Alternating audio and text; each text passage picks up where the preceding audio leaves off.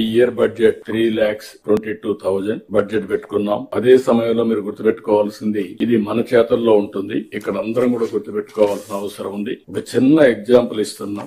Normal గా మన grow అయితే నేను ఎప్పుడెప్పుడు చెప్తున్నా, మళ్ళీ మీకు మీ మైండ్ లో రిజిస్టర్ కావాలి. 7.5% మన గ్రోత్ రేట్ ఇప్పటి నుంచి కానీ చేస్తే 2047 కి 10,384,000 ఇన్కమ్ పర్ క్యాపిటల్ వస్తుంది. అదే గాని 15% గ్రోత్ వస్తే 45,787 రూపీస్ వస్తుంది. డబల్ ది గ్రోత్ అయితే 4.5 టైమ్స్ పెరుగుతాం. లాంగ్ టర్మ్ లో సిఏజీఆర్ చూసినప్పుడు 10 లక్షలకి 45 లక్షలకి డిఫరెన్స్ మీరు గుర్తుపెట్టుకోవాలి. తలసరి ఆదాయం అది మన చేతల్లో ఉంది. Be clear. అందుకని మీరు చూసినప్పుడు 14-19 13.5% గ్రోత్ వచ్చింది. ఈ రోజు నుంచి 15+ పెట్టుకున్నాం. టెక్నాలజీ మెచ్యూర్ అయింది. అన్ని కూడా మనం సిస్టమేటిక్ 2047 విజన్ డాక్యుమెంట్ తయారు చేశాం. ఎవ్రీ ఇయర్ టార్గెట్స్ పెట్టాం. దానికి కావాల్సిన రిసోర్స్ ఇస్తున్నాం. నాలెడ్జ్ ని కూడా మా దగ్గర ఉండే నాలెడ్జ్ మీ వరకు పాస్ ఆన్ చేస్తున్నాం. మీరు ఫీల్డ్ లో ఉండే నాలెడ్జ్ ని తీసుకుని దీని ముందు తీసుకుపోవాల్సిన అవసరం ఉంది. అదే 19-24 వస్తే 10.32% తగ్గిపోయింది. అదే ఇప్పుడు మళ్ళీ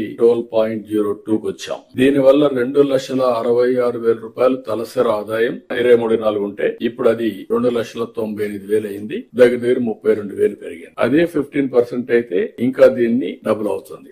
డబుల్ కాకపోయినా 1/4 అట్లా పెరిగే అవకాశం ఉంటుంది. ఇక్కడ స్వర్ణాంధ్ర విజన్ లో 308 లక్షల కోట్ల ఆర్థిక వ్యవస్థగా ఉండాలని తలసరి ఆదాయం 54,60,000 పెట్టుకున్నాం. మీరు గుర్తుపెట్టుకోవాలి, 1% గ్రోత్ రేట్ మీరు పెంచితే 15,000 కోట్ల రూపాయల అదనంగా ఆదాయం వస్తుంది. అదే 3% అయితే 45,000 వస్తుంది. 45,000 ఆదాయం వస్తే నేను చెప్పినటువంటి వెల్ఫేర్ ప్రోగ్రామ్స్ అన్ని సుజావుగా అవుతాయి. That is the program we're taking up here.